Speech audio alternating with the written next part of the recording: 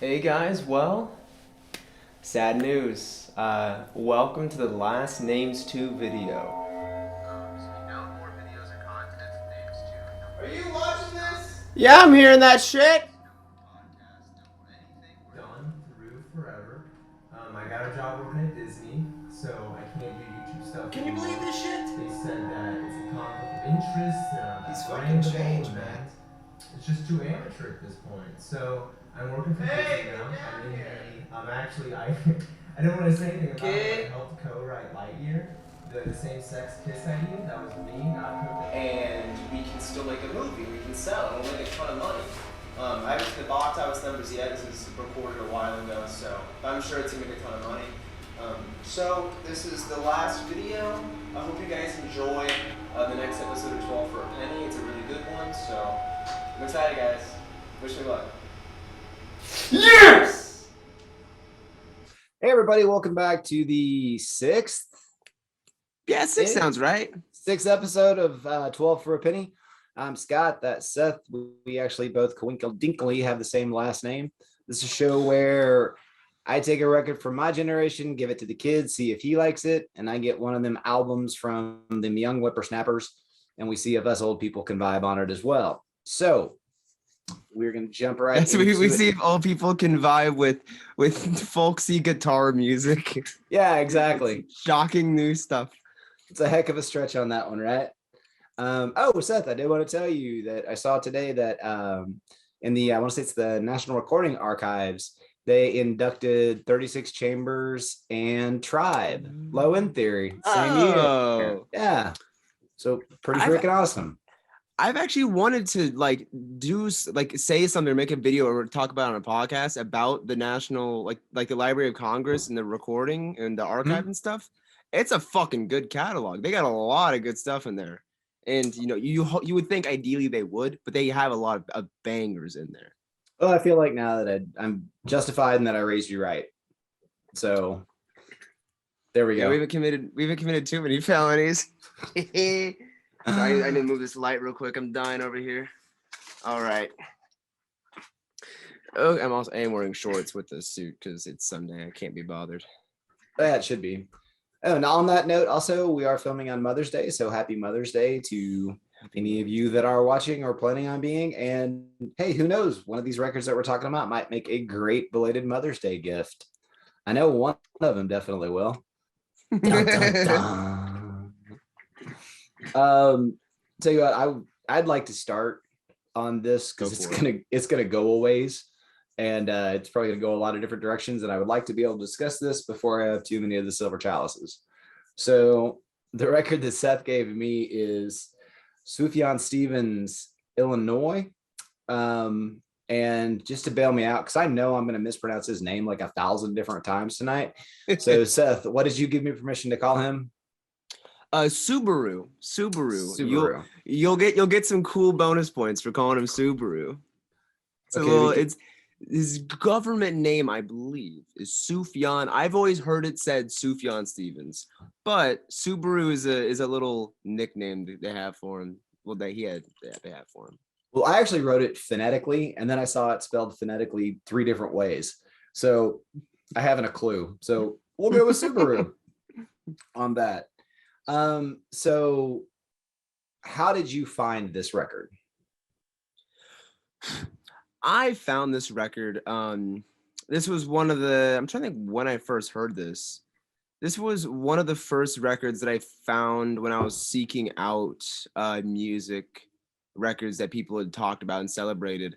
I heard this from the same time that I heard Neutral Milk Hotel. I was kind of in Fleet Foxes. I was kind of into the folksy stuff, and then I think I don't know. Most communities online, this isn't like a hidden album by any stretch of the imagination. It's talked about on all forums online, and I'm pretty sure I heard it or saw it discussed either on Reddit, on just somewhere on the internet. It wasn't like a eureka moment or anything. And do you remember like how old you were when you heard it? We still had Bo. It was about when I started driving, probably when I was 15, 16 when I first heard it. So you were driving around listening to this in the car.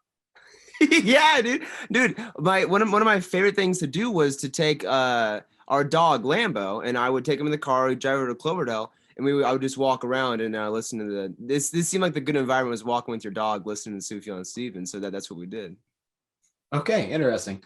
And why did you pick this album for me?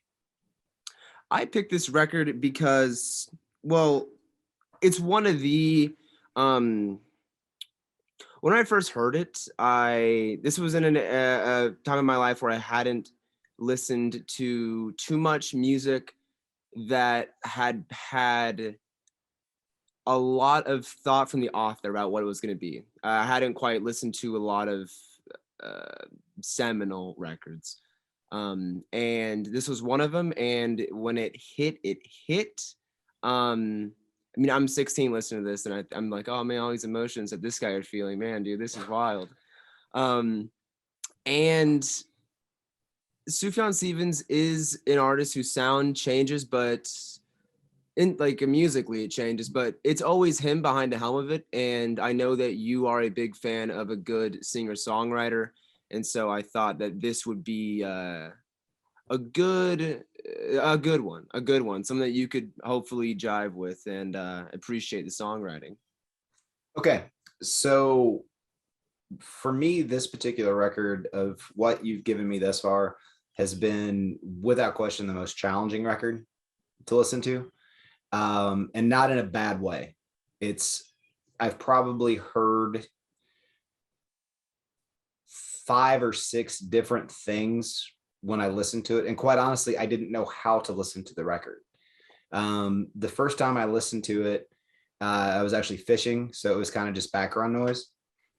And it was just kind of interesting, and the horns and the kind of Baroque styles and the weird beats or the weird rhythms and stuff that hit. And then it's like, did he just say John Wayne Gacy?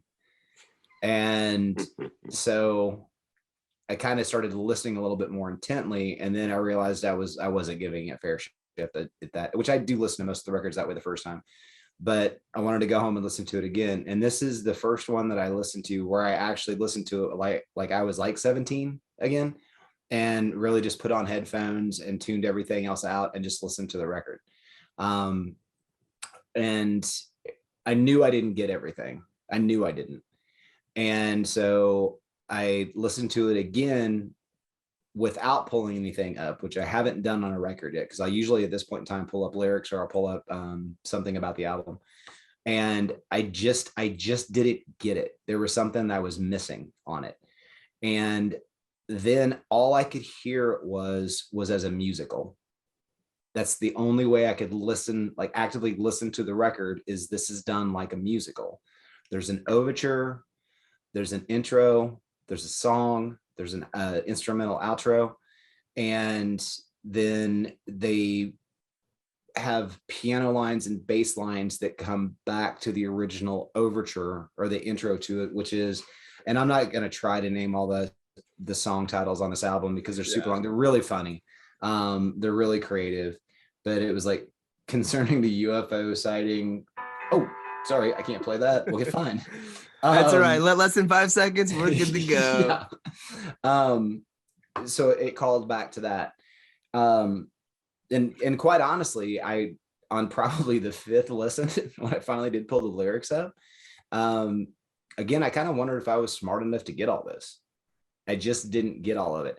I would say if you're from Illinois, that this is probably like, yo, yeah, shout out to, you're like crazy about it. And so I did finally go to like a cheat sheet and kind of started pulling some of the lyrics off, and this is what this is, and this is what that is. And, I got some of the Easter eggs and some of the stories. But I prefer to speak in the albums kind of like a more of an overall arc to the album, because there's no way you can dive into all the songs. I believe this was a double, right? When it came out, it was a double album. It must be. I own the record, and I'm pretty sure it's a double LP. It's got a ton of songs, and some of them are like 6 seconds long. I mean, there's like just a lot of instrumentals and stuff too. But I can't begin to explain how difficult this record must have been to have written. Because he wrote it, it's quite literally about Illinois. It quite literally is. That's not just a song title. It quite literally is. The entire album is about Illinois. And if I believe in the mythology that I read, he said he was gonna do all 50 albums or all 50 states. Yeah, we were waiting on State 47 for about 10 years now. Yeah, that never happened. And his first album, I guess, was Michigan, which is where he's from, or something about Michigan, where he's from, and it was incredibly well received. So this doesn't sound gimmicky. It doesn't sound it's conceptual. It's conceptual. Yeah, it's definitely a concept album. But it's a different concept album than you've probably ever heard. One of the things that we talk about on here is, would you recommend this, to your friends, or would you recommend this to people, like my age and stuff like that? And on this album, I would say no, not to everybody. I would recommend that everybody give it a listen. I guarantee you that a lot of people won't like it on the first listen if they just give it a perfunctory listen like that. This is an album that you have to listen to multiple times to just kind of figure out what the hell's going on. And quite frankly, I'm still not sure if I know what the hell's going on and everything. I will say this: he is a heartbreaking lyricist. He is also a hilarious lyricist. There are so many just funny lines on, like, Decatur is really funny. It's just, there's, find anything possible to rhyme with it. Hell, he calls out cream of wheat in one song. And basically, kind of as an overview, he goes through and talks about basically like kind of different cities in Illinois, different things in Illinois. There's, again, a million Easter eggs in here. But it also talks about like all the small stories that happen, in a town and collectively in a state, and why you have pride in that town, or why you have pride in that state. And again, why you regret certain things in that state, or certain things in your town that happen. He can definitely make you cry. Not ashamed to admit that on a couple of the songs. And he can make you laugh out loud on this record. It's not an easy listen. I know Seth uses the term homework listen, which I completely get. I would probably kind of classify this into like kind of maybe a homework listen. But this isn't a 100 level class listen. This is a master class listen.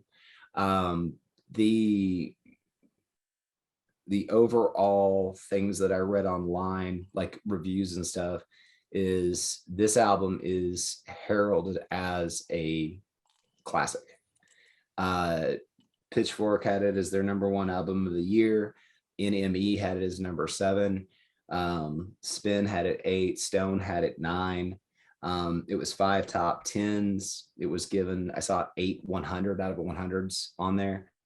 And these are by like legitimate sites that, like I cite NME a lot. That's a big one for me. New Music Express. That's one that I put a lot of stock into what they do, because they're pretty snobby about music. Pitchfork gave it a 92. Spin gave it a 91. On, I think it was on Clash, they ranked it 10 out of 10, and they had it was one of the 10 perfect albums of the 2000s, and they likened it with Beautiful Dark Twisted Fantasy, LCD Sound System, Sound of Silver, and The Strokes' Is This It, which that is a perfect record, by the way. Seth's done a thing a long time ago. If you haven't heard it, do yourself a favor, listen to that record. You can't not like that record. I don't care who you are. It's been the best-selling album for 20 years running now. It's crazy. It's fantastic. Not to get off on that tangent, but that's where this is on there. Cashmere Pulaski Day, if I pronounced that correctly. I don't know if there's a better song that's been written that you could be 10 or you could be 80 and you would feel the same emotion, and you would understand the emotion. You would get what he's saying. You would understand the emotion, even if you had never gone through that experience in your life. I'm not going to talk about that song in depth because I want people to listen to that song. If you don't take anything else away from this and you listen to the first couple tracks and you're like, wow, this is really bizarre, listen to that song as a standalone song. And I defy you to tell me that you've heard a better written song about that subject matter, because it is freaking incredible. And I won't get into the whole religious aspect of it and all that, because that's an amazing conversation that you can have after you listen to it as well, about, is it fair to doubt religion or fair to doubt faith, or can you do that? It's amazingly powerful. And it is all of the songs that I listen to, they're all definitely worth a listen, for sure, 1,000,000%. But that song is, as a standalone, is an amazingly powerful song. Probably one of my favorite lyrics in the history of music, is from The Sounds of Silence, Simon and Garfunkel. Mm-hmm. And it's the line, it's like, all my words come back to me in shades of mediocrity and emptiness, harmony, blah, blah, blah, blah. Everyone has felt that feeling at some point in time. I don't care how old you are. I don't care what your life experiences is you have felt like you've done your best and it's not good, and that wasn't about any like a mental health issue or anything like that. It wasn't. That's not that the song's about. It's just the human condition. It's a human condition, and for a lyricist to be able to write that and make it rhyme, because that counts. Yeah, for him to be able to write that and literally that touches everybody in that way. Everyone's had that feeling, and there's a million lyrics that have done that, but those are the ones that really jump out to me when it pings you like that, and you're like, yeah, I know exactly what he means. I know exactly what that narrator's talking about, and that narrator's talking to me.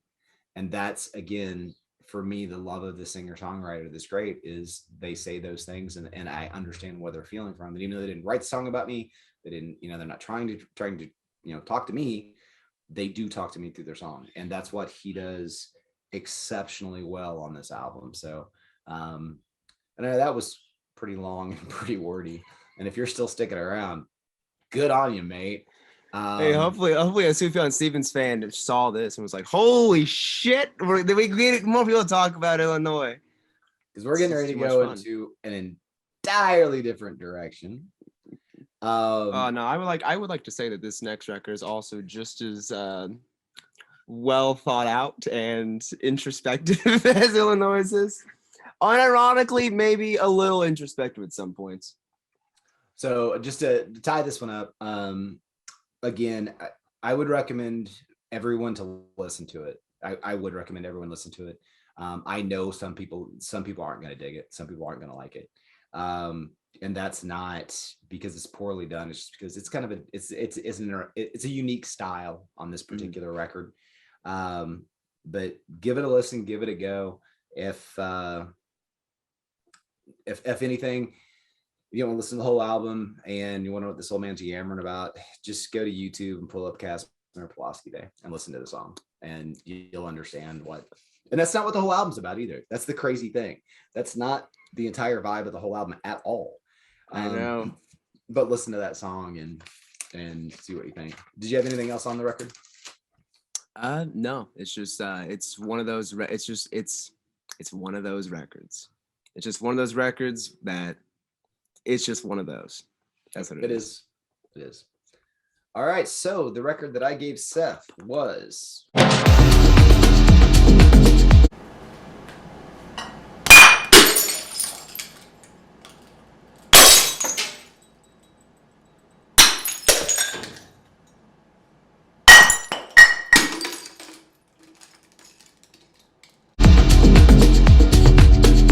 Guns N' Roses, Appetite for Destruction, their debut record on Geffen. I know there's an EP out there. We're not counting that because EPs don't count.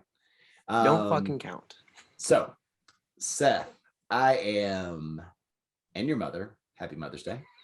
Happy Mother's Day! Are incredibly interested to see what you have to say about this particular album.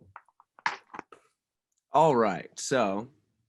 Well, did you just give me this record because you're like, what the hell do kids think of Guns N' Roses now? I I will actually tell you why in great detail after.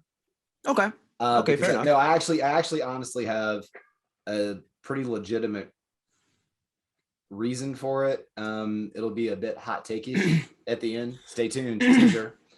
But no, actually, the other reason is I know you don't listen to a lot of quote unquote rock music.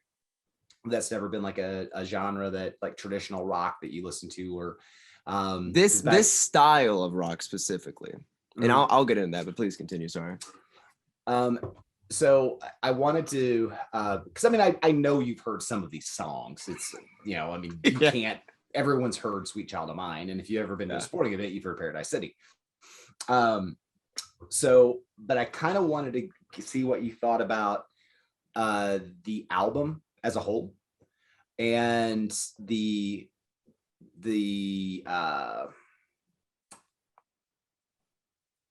kind of the genre, what you thought it was and what it actually is.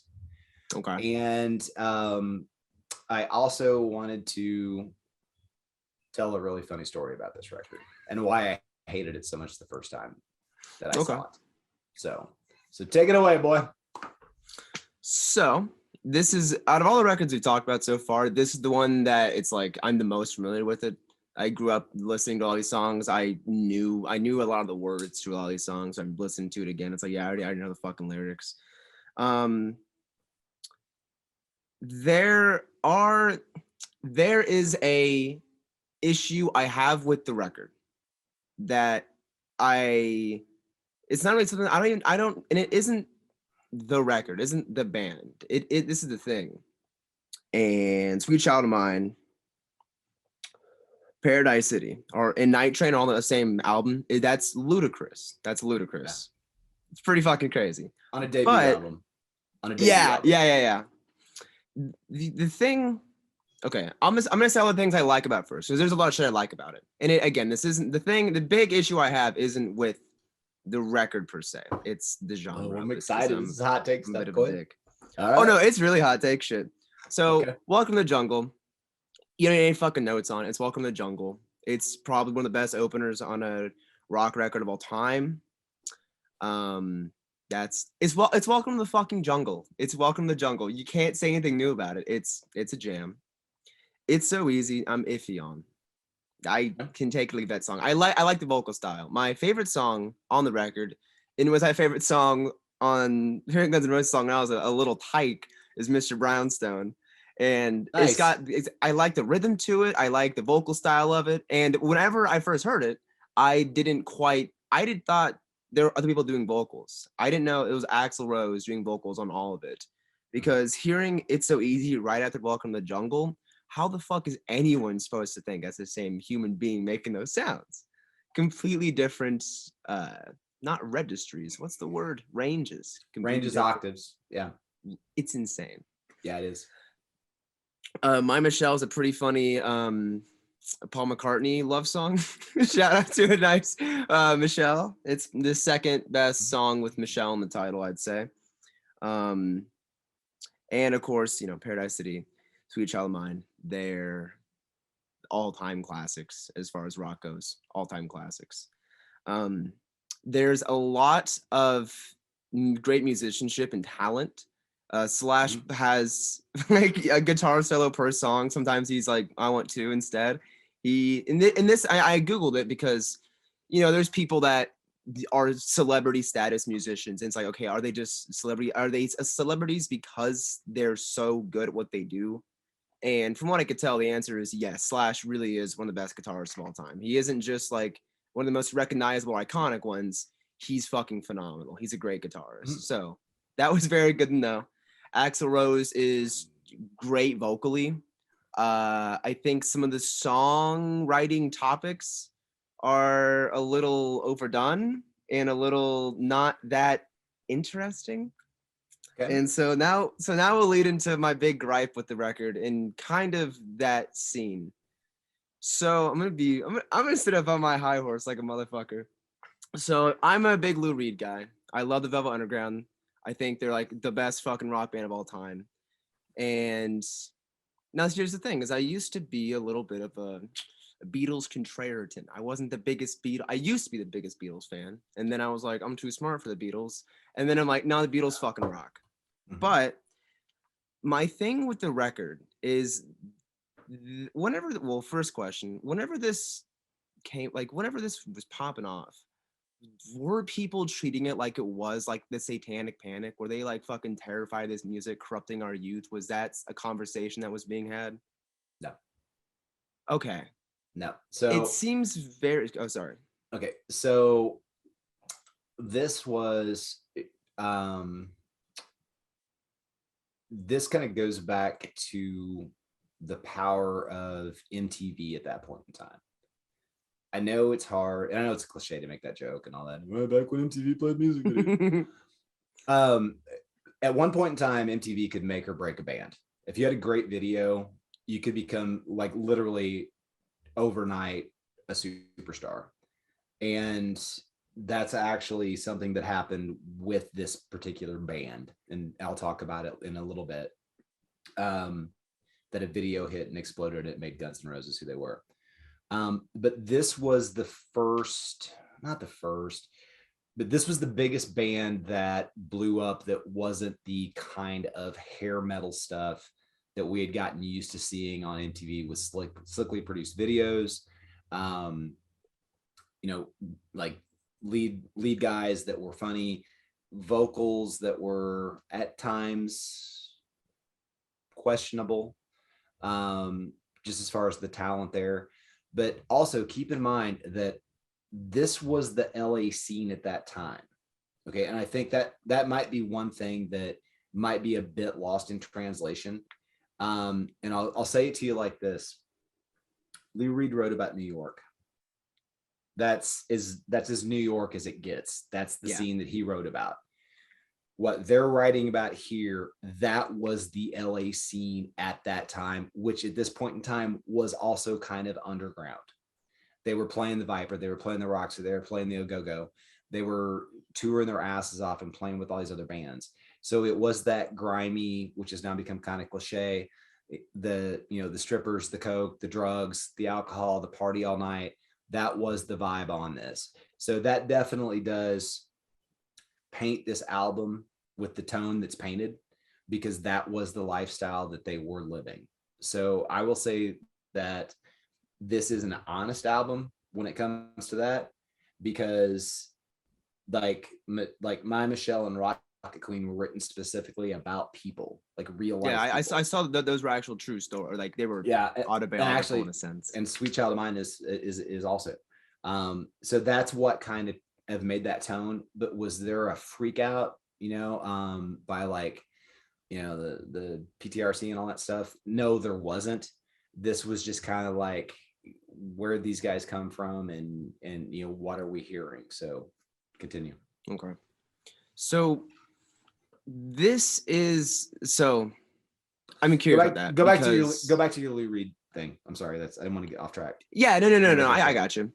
So the Lou Reed and the Velvet Underground, in my mind, they are kind of what brought, because when you think of rock music, you think of strippers, blow, degeneracy, mania, like that kind of shit. That is why I love the Velvet Underground, because not only did they bring that, but they brought it in the sound of it. And it's not just a gripe I have with this record, but there's something about these rock records that want to bring that sense of live hard, live fast, that kind of thing, that it just, something doesn't fucking click with me when it's on an immaculately produced record. I want this sound to have some fuzz. I want this sound to have some fucking bite. And I get that. And in a way, it's kind of like, it seems inauthentic in a sense that the record is about these hard living motherfucking rock stars that are going crazy, but these records sound so good.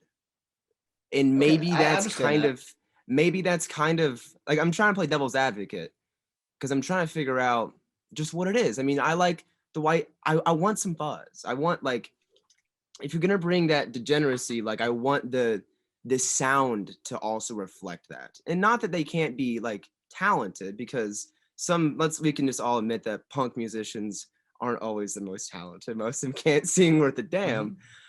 And it's not even as if I don't want to give off the impression that it's like they're too talented to be rock stars, because you can be talented. I think about comparing this to like Hendrix stuff, where Hendrix was like a great musician and he was a live fast kind of guy, obviously, but it had that fuzz. Like he brought that degeneracy, that like we do things differently down here thing into the actual sound of the record. And so it isn't the fault of the record or Guns N' Roses. It's just with that whole scene, there's something I find inauthentic about dressing. If you're a hard rock star, dressing up in an outfit to perform. Mr. Brownstone or heroin. Oh, hey, I'm taking heroin every time. Although this record did make me. I was listening to this for this, and then I was like looking through the comments and looking stuff online, and I saw someone on Mr. Brownstone say like a comment on YouTube that was like, used to listen to this song while shooting H, been off it for like 25 years. It's possible, guys. And then I've also been listening to a bunch of Radiohead, and someone on one of their songs commented a very similar thing. And I realized heroin addicts have great taste in music. Hotheads have terrible taste in music. Stoners listen to bad shit. Heroin addicts, something about it. I don't know, man. They got some good taste. That soundtrack to Trainspotting. That's a good take. It's true, man. I'll take Iggy Pop over reggae. Reggae rocks though. I'm not gonna shit on reggae, but Iggy Pop it's a bit cooler. But like, okay, so that's the kind of guy that when I think about like the rawness and the motherfucker, that's like Iggy Pop. That's, it's raw. And the thing is I like Lou Reed, and I think Lou Reed, specifically with the Velvet Underground's a good example of that. And that's why I find not Squeeze, what's the other one? Loaded. With Sweet Jane on it. That's Loaded, right? Yeah, it's Loaded. That's why I find that one to be so inauthentic. It's because they started out with just being maniacs and not selling records. And not that like you can't be a good rock star if you're unsuccessful, because that is something the Beatles somehow managed to do, was continue being dumb kids and just doing dumb stuff on songs, but just pulling it off in like the best match trick ever. Well, yeah, and also their career arc was like 6 years. Yeah, which is still mind blowing. Yeah, it's but like even Lou Reed got like much more polished, and like Walk on the Wild Side is a really well produced song, and Perfect Day is like by no stretch of the imagination a raw song at all, and that's one of my favorite Lou Reed songs. It's phenomenal. But yeah, so to go back to the record, I did say the talent that is on it is unreal. Like the guitar solos are unreal. It is ridiculous how much Slash can pull off, and they're all very obviously hellacious musicians. Actually, I almost forgot one of my favorite, a couple things on it. Thank God I actually took notes.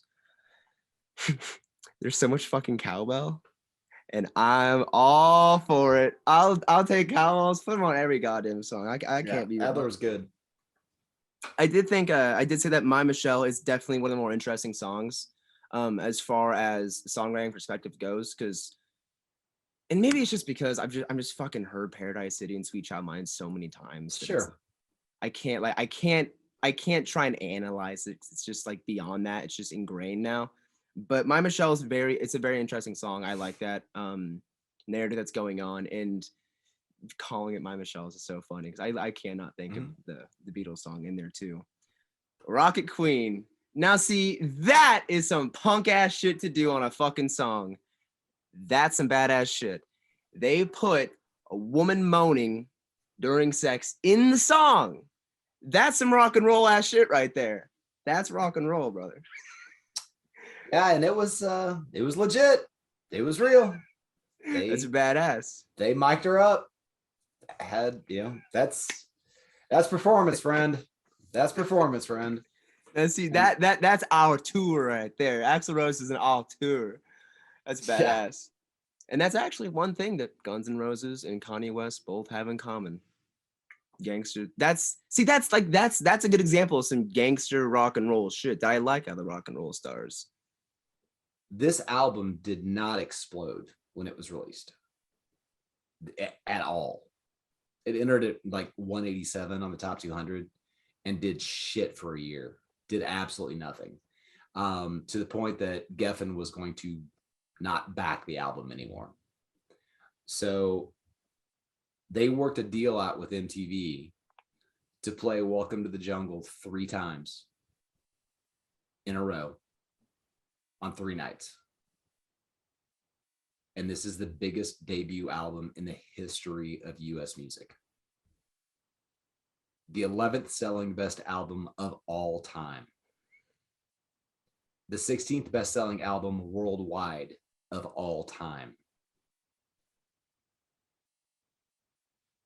The Rolling Stone has it as the number 62 album of all time. I never hear anyone quote them as an inspiration nowadays. So when you hear rock is dead and all that kind of stuff, I actually understand that point, because this is one of the biggest selling albums ever in the history of music. And I rarely hear someone say they were influenced by Guns N' Roses. So I would say that to a certain point, the genre is a bit dead. And I'm a huge Foo fan, obviously, we've discussed that. And I basically hear them as like the rock band that people talk about, because rock music doesn't get radio play. And if I don't listen to that specific Spotify channel, I'm not going to hear new rock music, where 40 years ago, this is what we heard on the radio all the time. So you have a band that had, number one, whether you like him or not, he's a front man. He's a guy. He is a motherfucking front man, right? All right. Yeah. So you've got a band that's got a definite front man on that. They basically have 3 albums. They've got the debut. They had Use Your Illusion 1 and 2 that kind of followed up. And I know they had the Spaghetti Incident, and they had Lies with EPs again. Comment, was it Chinese Democracy? That album's looked cool. Didn't come out for like 20 years. Oh, okay. So bands, the biggest band in the world, super popular, radio play everywhere, changing everything, went from hair metal, to this style, starting to have fallouts. They release a live album. That's basically their last album, is Guns N' Roses. And then they pretty much kind of fade into obscurity because the lead singer's not there anymore.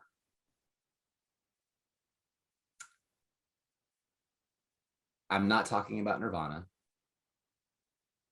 but it's the same thing, except Axl lived and was an asshole and disappeared.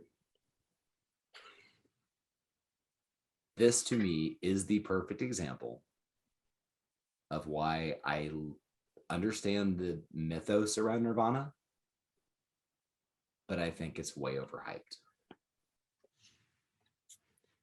Thoughts? So wait, no. I see your point. What is, so then you think that Nirvana is overhyped, but you do not think that Guns N' Roses is overhyped? I actually think right now Guns N' Roses is underhyped. I think if Axl dies at this point in time, that they're on Nirvana status, because they were the biggest band in the world. And there is no question about that. They were the biggest band in the world at that point in time. But he just happened to be an asshole that freaked out and left everybody with a bad taste in their mouth. And Guns N' Roses, they're not forgotten, but Guns N' Roses isn't held to that same esteem as Nirvana is. Now, you've got critics in there and stuff like that too, and they respected, the songwriting more, which I get. But no, to me, this is like the perfect example. Biggest debut album of all time. 11th biggest selling album of all time.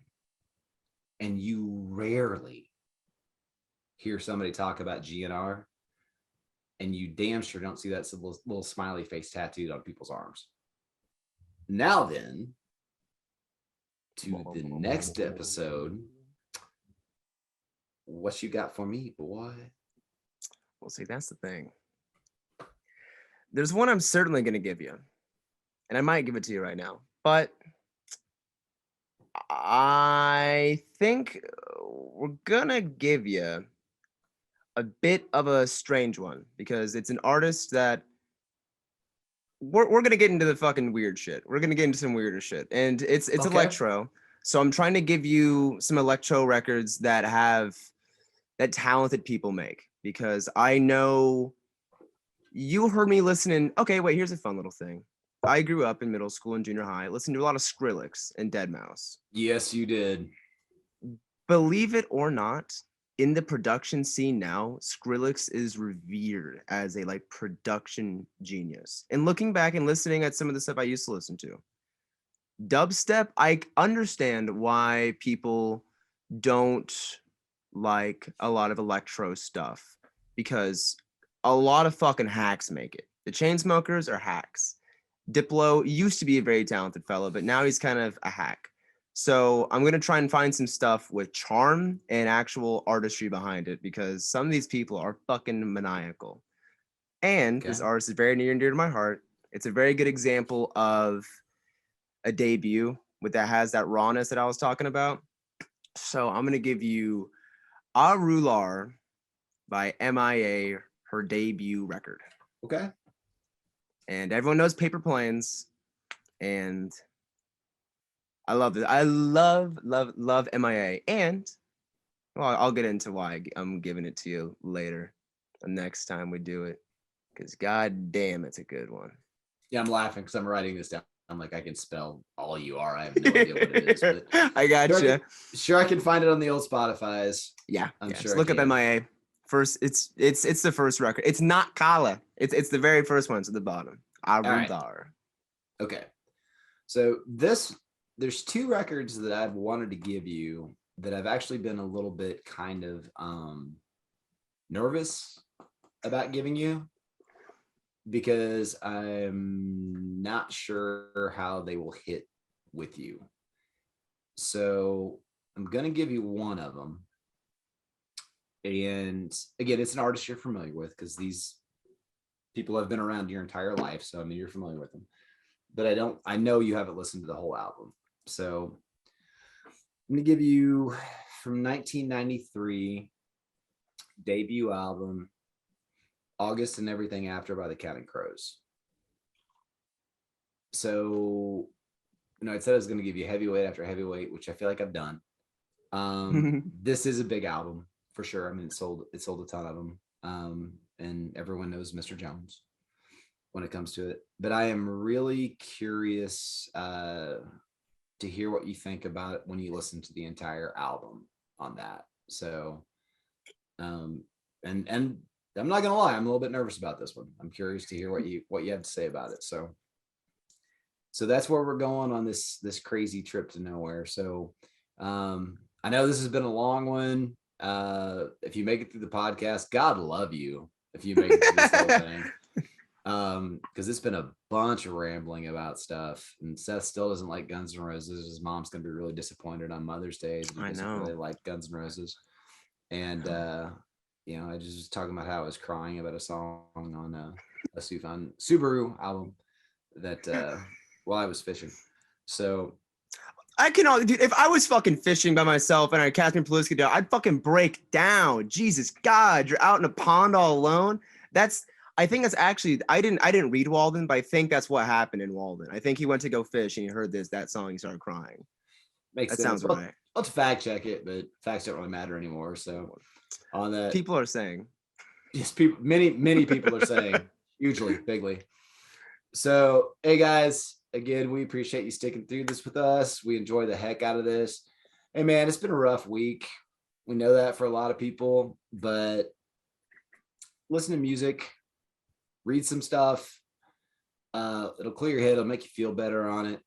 And it's nice to know that we still live in a world when a horse that was an 80-1 long shot just freaking won the Kentucky Derby. So if that doesn't give you some reason to have some faith, and that horse kicked ass in that race, by the way. If you haven't watched the video, watch the video of that horse, and you see a horse that's like, fuck it, I'm nails, and then bites the other horses afterwards, and then smiles when they take his picture of him by the trophy. So there is still good in the world, and that's what I'm hanging my hat on this week. So I had no fucking clue something like that happened. Was that today? That was Saturday. It was great. 81 long shot, smokes on the inside rail. Impossible to do it. The jockey is fantastic on it. But yeah, this guy just like basically showed up at the crib, is like, yeah, I got this, and smokes the 2 favorites and wins the Derby. So good on you. And good on you for watching us. Thanks again. We'll talk to you soon. Peace. Take care.